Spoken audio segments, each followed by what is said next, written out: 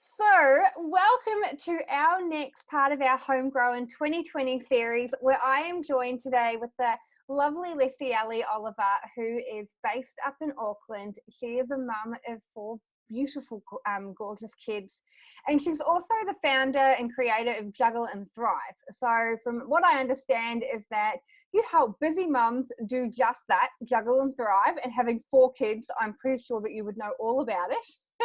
Which of course we will talk more about shortly. But before we do get started, thank you so much for joining me and being a part of our series, with the hope to be able to, promote being champions of change, start and grow businesses, or if not a business in life, but other women out there who have had a dream and they've been thinking about it. And now is the time for them to kind of take some action, leveraging off that. If we can do it, then so can they.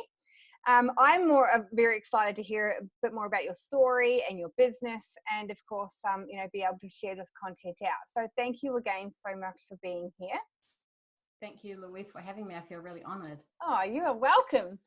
So I guess, to kind of get started, I would love it if you could share a little bit of information about yourself, not only just, I guess, the business life, but also, your life and what led you to starting a business in the first place. Awesome. So I am a certified life coach. I am a wife. I actually just we celebrated our 13th wedding anniversary, my husband and I, on Monday. And so together we have four young children. Three of them are girls aged 12, 10 and 7. And then I have a little boy who is 2. And so my husband and I run an IT engineering and software business together. And last year I launched Juggle and Thrive. And so the way that came about is because I studied politics at university. I've always wanted to be a politician. And after I had children, I had some jobs with a few politicians and had a really good opportunity to go into politics to be a politician. But I didn't go into politics because I really wanted to be around for my kids and I wanted to raise my kids and be there for school pickups. So I decided not to go into politics just so I can be there for my children. And so I've spent I guess 10 years after that raising young kids at home, helping my husband establish himself in his industry and essentially being a stay-at-home mum. I also picked up some work working in our own business at that time. And so Juggle and Thrive came about because 2 years ago, just after I had my son, I felt completely lost. Like I had lost my confidence. I am naturally a really goal-oriented person, but I felt like I didn't even know what my next goals were. I didn't have any clarity about, I basically was asking myself, what am I doing with my life? What's the next phase of my life going to be like? And so I really needed some clarity around that. And so I started doing some searching and realized that actually what I really need is a coach that could help me get clear about what I want and what I want to do next. And so I decided instead to study life coaching so then I could have the tools to not only help myself, but to help my daughters. And after studying to be a coach and coaching other women, my life just completely transformed. Like the person that I started at the beginning, the person I was at the beginning of the course was completely different to the one at the end of the 12 months. And the self-discovery journey for me was it was transformational. And seeing myself use the tools and coaching to help other other busy mums achieve their goals made me realize that actually this is actually what I really want to do, and this is how I want to spend the next phase of my life. And so then I launched Juggle and Thrive. I became a certified life coach at the end of last year, and that's how it all came about. Wow. So that's phenomenal, and I really love that story. And go you for recognizing that you needed something outside of your family, and to kind of rediscover who you were in that space. I'm sure that took massive amounts of courage. So I guess my next question is that having four young kids, helping your husband with his business, and then launching your own, I can only assume you are incredibly busy. So how have you gone about, juggling everything, from day-to-day life to family life to business life? I have to say that I have to tell you that the juggling bit, I've always felt like ever since I became a mother, it has always been a juggle, but I've never wanted to call it a juggle. It's almost like I wanted to kind of deny the fact that I was in a juggle because I didn't want to feel like I was out of control. And my friend one day, I was talking to her and she said, wow, you just are really good at juggling. Not in a, hey, I should be proud of that. But that comment from her really made me acknowledge that actually I am juggling and I just need to embrace the juggle. And I firstly had, and that she made that comment around the same time I was trying to figure out a name for my coaching business. And so that's how Juggle and Thrive came about, is because I realized that actually this life is so short. I don't want to juggle and just survive. I want to juggle and thrive, which is different to juggling and being perfect, right? Yes. So that's how that came about. And so I am in the juggle right now, juggling. But you know what? Like most mums, we're all juggling. We're juggling work, we're juggling home, we're juggling children, juggling children's needs. I have my oldest daughter transitioning into a new phase. She's moving from being a child to a teenager, juggling my own emotions, my body, looking after myself, keeping the house clean. So it's a whole lot of juggling that's happening. And where I really work with women and where I really try and live my own life is being intentional about thriving in the juggle. So then we're not just living day to day surviving, but really being intentional about how am I actually going to make the most of my life, enjoy where I am, embrace who I am, and thrive. Yeah, awesome. And do you have any tips out there for, I don't have kids myself, but I juggle enough as it is. I've got parents and dogs incorporated into my day-to-day juggles. But do you have any tips for those out there who are feeling overwhelmed, I guess, with the whole juggle? Is there anything that you can just point us in the right direction and say, right, if you were going to do one thing, I would recommend this? Yeah, actually, there are lots of practical tips. I think a lot of them have been talked about a lot, like, self-care, taking time for yourself. But my biggest thing is your juggle is relative to your life. And it's so easy to look at where you're at and look at where someone else is at and compare, not just what you're both juggling, but also make the comparison that how come I'm not juggling as well as they are. And I think that's the biggest thing for me, is realizing that my juggle is relative to my life and I can't compare where I am or who I am or what I'm doing or how well I'm doing the juggle to someone else. And because it's so easy to do that, so on top of the looking after yourself and eating well and sleeping and managing your time, all those kind of practical tips, I'd say the biggest thing is to actually, in the juggle that you do, don't compare yourself to someone else, because you're not them, you're not doing their juggle, they're not doing your juggle. Just embrace you and the life that you live. Yeah, that's such great advice. I love it. Just focus on your own. My friend calls it dancing with life. She's like, it's a constant dance. And but no, that's so true. There's so many of us, and I can't speak for men, but I can speak for women. We constantly compare ourselves, and social media definitely helps us start comparing on a bigger scale. And that's just wonderful advice. Just focus on you and what you need to do, and you'll Absolutely. get through it. So no, that's great. So you've recently started, or I'm sure before this, but you've recently started, your coaching business. So what would you say has been one of the biggest challenges for you that you've faced over that kind of last 12 months? I'd say the biggest challenge for me is launching my business and launching myself as a coach is really owning, embracing, and showing up for myself. And so I found it really easy to coach people behind the scenes and to help people on a personal level, one to one, but to actually front up and put myself out there on social media and have no control over who sees what I say or what I create was really the biggest challenge for me. And I'd say probably for the first 12 months, every time I put out a post or a video, I couldn't even sleep. Like, I'd be so nervous about it. What are people going to think? And what if I say the wrong thing? And what if I'm criticized? That was really the most challenging part, is getting over that and learning how to work through that, and essentially learning how to work with fear and knowing where to put put fear and how to respond to it. And I think the biggest thing that really helped me was in my coaching course, our coach, lead coach, founder Julie Parker, she always says fear will always be there. If you can acknowledge that fear is always going to be part of your journey, whether you're a coach, whether you're a mum, whether you're in business, it really doesn't matter, where you are in life, but fear is always going to be there. Just don't let it sit in the passenger seat. Just keep it in the back seat and keep it under control as long as you know that it's going to be there. Just keep going. And so that was the biggest challenge for me, is really allowing the fear to work with me and to help me, motivate me, push me forward, and to not let it stop me or to become a barrier for what I wanted to do.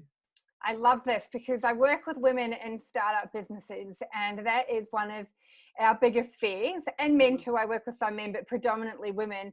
And it is a very big fear, going ahead and actually starting to put yourself out there, whether that be telling friends and family that you've started a business or you're about to launch, whether it be going to a networking event, whether it be showing up online. Fundamentally, it is a very scary thing for a lot of people.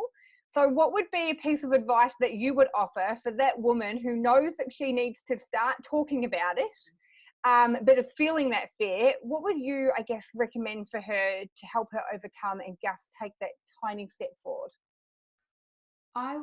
My first piece of advice would be, know why you're going to do it. Know why you're going to be the face of your brand. And that really is, people want to connect with you.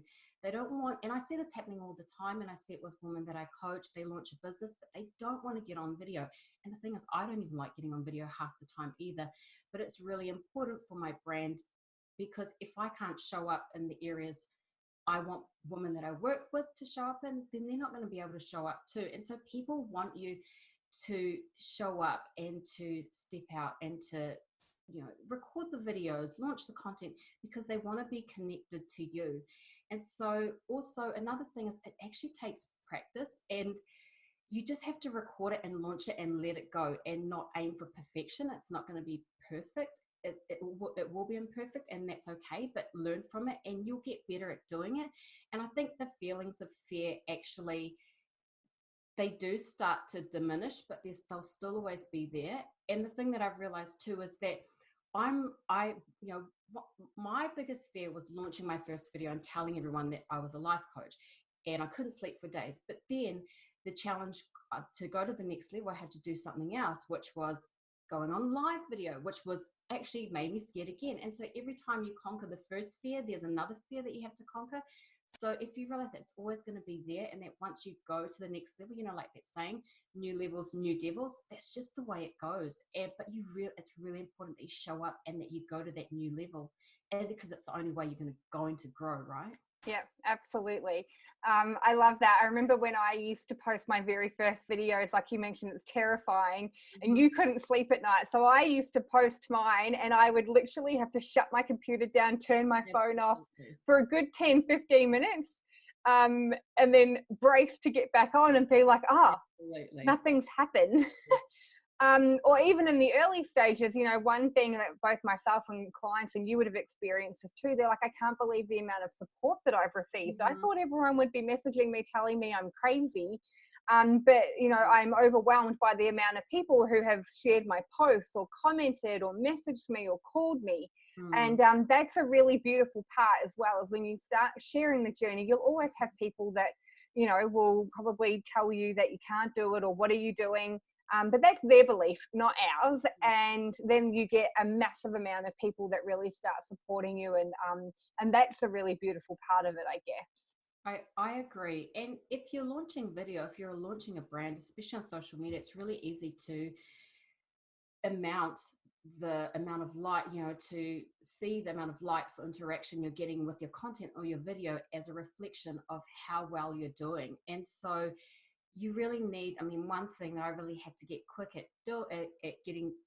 good at doing quickly is to not let the likes or the engagement, or actually the likes or the comments, make me feel better or worse about how I was doing. Because a lot of people actually do watch your stuff and they love your stuff. They just don't comment on your stuff or like it for whatever reason. But that isn't a reason to stop and to be critical or to use it as a negative experience. It's people will love your stuff. Yep, I completely agree. Absolutely. There's that saying, you never know who's watching, and that's a prime example. And you never know. I always say to myself, where I used to, it's like, if this video can reach one person, or this piece of content can reach one person and it helps them, that's all we need to worry about. We don't need to worry about everything else, or whether it goes viral, or how many comments, or anything like that. As you mentioned, yes, we need to look at the engagement, because that helps us decide what type of content to do, which people can worry about down the track if they're in that startup phase. Yes. But it really is just about, putting you and your message out there and being courageous to do it, because people find inspiration just in that alone, because it is a scary part of the journey. Absolutely. And I've been inspired too. The amount of times I've set the task of, I've got to record a video about this topic, and I've been fluffing around all morning, didn't want to do it, and then someone else jumps on and shares a live video, and I know that person is going through the same challenges as me and doesn't want to show up on social media just like me. It actually inspires me to actually get off and actually do what I said I was going to do. And so, yes, you're right, it inspires other people to do what they know that they should be doing or want to be doing, but there's that fear. Yeah, no, that's great. I love it. So that's a really great, I guess, key piece of advice really for someone wanting to start a business in this kind of today's world, whether it be face-to-face or online, and most kind of go hand in hand these days. What would be a piece of advice that you would give to someone who, I guess, has gone through that startup phase, and they're now in the throes of the growth phase, which, as you mentioned, it is challenge after challenge after challenge. Just because you conquer one doesn't mean you get a free pass all the way to the pot at the end of the rainbow. What would you, I guess, that piece of advice you would give to someone who is struggling to, like maybe work their part-time or full-time job, still see friends and family, live their day-to-day life whilst also growing a business, and they're feeling a little bit unsure whether they should stay on that path or just go back to living their normal life? What would you recommend to them? One thing that I feel like has really helped me in the last year to stay on the path and to stay focused and to have hope and be positive and keep the motivation is having a vision. And so I feel like if you have a vision about what's ahead, or what it is what the hope is for your life, what are your dreams for your business, it really helps you to not get focused on the day-to-day grind and the difficult details and all the challenges that come with running a business, because the honeymoon period, you probably know, it really runs out pretty quickly. Yeah. And then you're in the full grind of actually the reality of running a business. And I'm saying this from experience, because the business that I have with my husband, we've been running it 15 years now. And so which really helped me launching my own coaching business, because I had no false ideas or fairy tale stories about what it would be like to launch a business. But it still has been hard. And the one thing that has really helped me is having a vision. So asking myself, what do I actually want from my business this year? What do I want to achieve from it? What are my dreams? What are the really big, hairy, audacious goals that I want to achieve? Not just with business, like with life, relationships, with your health, with money. What are my dreams? What are my goals? What are my visions?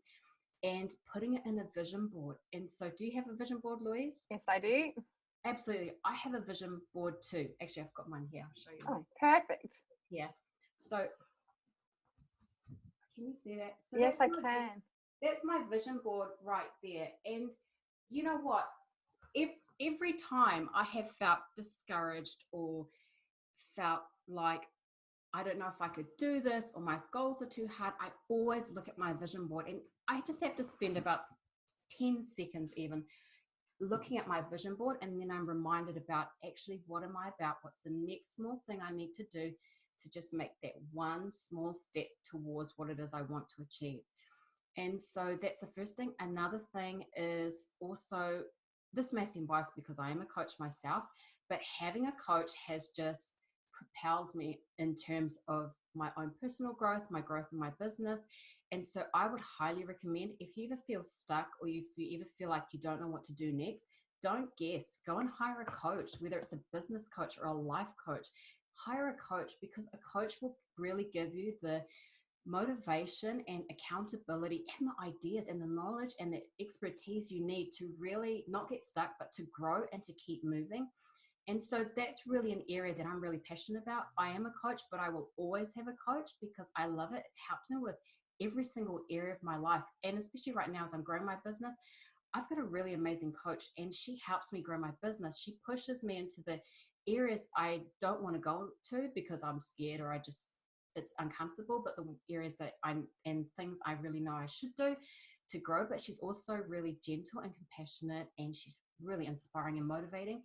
And so I'd say those two things would really help you if you've got a clear vision on a vision board that you can see every single day. And if you have got a coach, there's no reason why you won't succeed.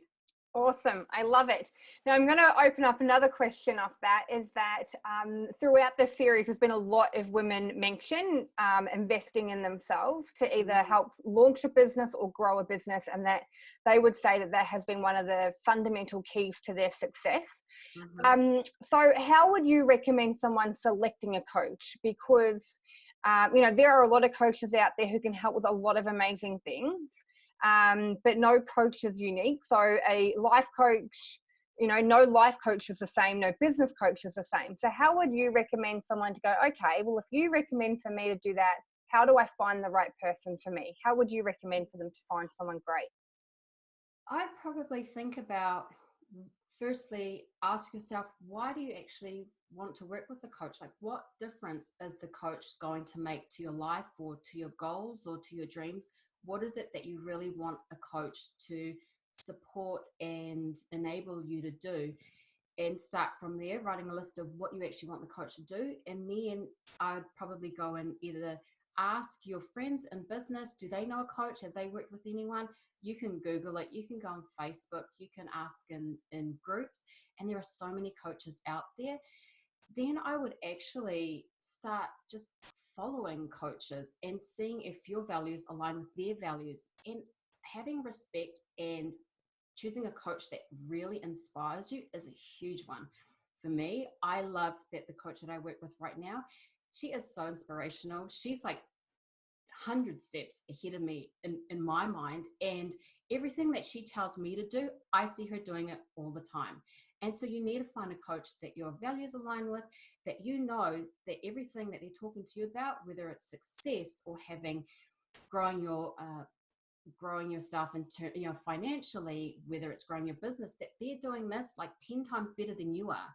And so, and someone who is really not only is good at what she does, but has the side to them that understands the emotional aspects of going through this journey. So someone that's firm, someone that can keep you accountable, but someone that's also can be really gentle and encouraging at the same time, and someone that you can have a connection with, so you feel connected to. And so I know with the coach that I'm working with now, every time she posted up a video, I felt like she was talking to me. She inspires me. She's super helpful. I love hanging out with her, spending our time. Something you've got to enjoy being with them too. And so research is a huge part of it also. And make sure you do the 30-minute, normally a lot of coaches do a consultation call. Really use that to figure out whether you're going to be a right fit before you step and take the step of making the investment in coaching for yourself. Yep, great advice. Thank you. I thought that would be a great segue into that. Now, a couple more questions. So the purpose of this series is, I guess, about inspiring women to change, not necessarily to change themselves, but to go after what they're looking for or what they want in life. Chase that dream. It's never too, they always say, we're never too old to have a new dream, and it's so true. So it's about, I guess, talking to a collection of women just like yourself who are, we're normal everyday women. We don't walk around with superhero capes on or anything like that. But we are going out there, and whether it be in a product or a service-based business, wanting to lead change. So I am curious to know from you, what would championing change mean to you? Championing change for me means a couple of things. The first is I really love, do you follow Marie Forleo? Yes. So Marie Forleo has this quote that I absolutely love, which is the world needs that special gift that only you have. And so, firstly, understanding that you've been given a special gift, and so that's your gifts, your talents, your hobbies, your passions, your life. Who you are is a gift, and it's not going to be the same as anyone else's. So there's no point of comparing your race with someone else's, because you're just a different person. And so it's about embracing who you are and understanding that you're on this earth for a reason, to help others, to serve others with your gift. And so championing, It's a hard word, I know. yes, it does, means that you're embracing who you are, using your gifts and your talents to serve others, because there are so many problems out there in the world, and you have the answer to one of those problems. And so understanding that you're here for a reason, here to serve, here to give, here to make a difference in other people's lives. Yep. Cool. Love it. Now, I guess kind of on the last one. So you help mums juggle and thrive as a life coach. For anyone, I guess, who is listening or watching this, how do you specifically do that? Is there an area in life in which you help them in, or is there, one specific, challenge or type of woman that you work with? What specifically is it that you help women do, or how do you help them? So my vision and my heart is to inspire, empower, and encourage working mums of young kids to juggle and thrive. And so when they start working with me, normally they would be not thriving either in one area or three areas, and they really want to thrive, whether it's their confidence, whether they wanting to get their business out there and build their brand, whether it's in their relationships. So a big one that I always attract, like quite a lot of women who want more connection with their husbands, sorry, finding their next steps. So they might be coming out of raising kids, the kids are starting school, and they want to find out, what should I do next? So they want to establish themselves in their career. And so I'm really open. So, but I like to, the women I work with are working mums of young kids, enabling them to thrive. And so what they do is we start working together. We work with you to find out what are three areas that you really want to work in, and we start small, because sometimes we have all these big dreams about what we want to do, but actually it really starts from the bottom with the small steps. And it's amazing to see how small steps over a period of time actually make a huge difference in your life. Yep, absolutely. Wonderful. Now, for anyone who has listened or watched our time together, who either resonates with your story and would love to reach out for a little bit of inspiration, because maybe they're in that stuck phase and they want to launch a video and they don't know how, and they would love to call on for some advice, or maybe they're a mum and they're looking to, to thrive in 1, 2, 3, all areas, how would one go about reaching you? What's the best way to do that? So you can find me on my website, which is www.juggleandthrive.com, or I'm on Facebook on Juggle and Thrive Life Coach, and also on Instagram. And I've also got a private Facebook group for mums who juggle and thrive. So it's called Mums Who Juggle and Thrive. Perfect. Excellent. Well, thank you so much for spending your time with me today. I've loved your insight, and I've loved your advice, and I've loved, the way that you have kind of shared and put some of those challenges and advice across. It's amazing, and I know that our audience will really resonate with that, because I know, and like they're a very big challenge. Like, they are very real challenges that you have spoken about, whether they be life or business. So thank you for joining me, and I look forward to watching more of your business journey, and of course connecting down the track. And thank you for your time and energy. I really appreciate it. Thank you, Louise. It was an honor and a pleasure to be here. You are welcome.